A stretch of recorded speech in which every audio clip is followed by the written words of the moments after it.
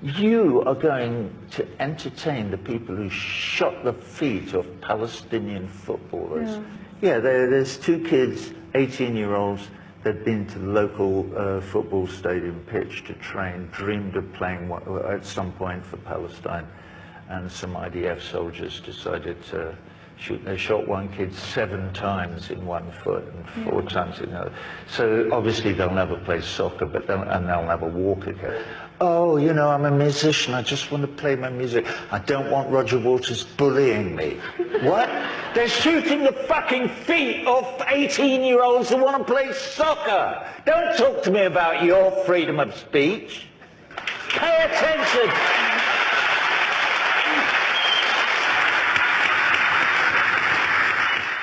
I mean, I do care about it passionately, but I don't have to live there. I'm not a Palestinian.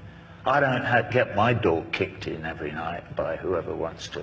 In Palestine, this happens to people constantly, and even to children, as we've seen recently, with Ahmed Tamimi.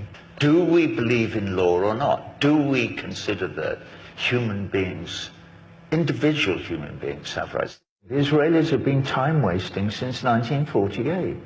They pretended that they were going to go along with the UN mandate that there should be 2 states. If they were having a state, that there should be a Palestinian state as well. But they never had any intention of not taking over the whole thing.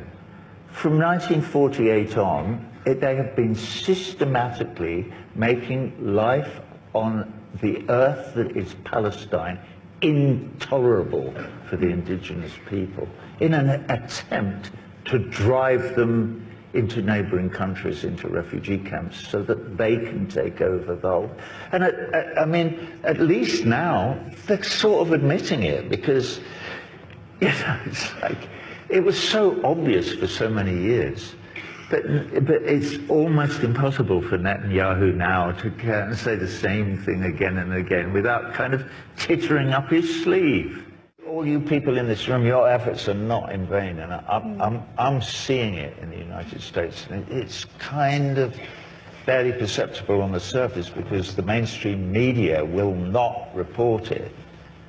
But I speak to lots of people and I hear it, and certainly in the Jewish community in the United States of America, support for Israel and its appalling colonialist policies and its racism and apartheid. The support for them is diminishing at a great rate, particularly amongst the young, because this is a global effort and it is really beginning to gain some purchase, and that makes me really happy.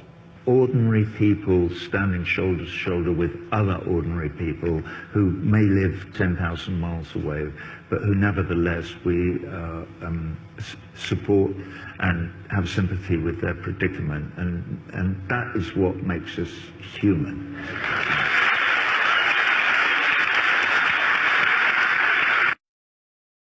Except to say that it's rare that somebody like me gets a platform like this. So I'm going to use this platform here tonight. I'm not going to beg to you or preach to you. I'm going to send out all my most heartfelt love and to support to all those young people on the campuses of the universities of California who are standing up for their brothers and sisters in Palestine and supporting the BDS movement, in the hope that we may encourage the government of Israel to end the occupation. And that's all I have to say.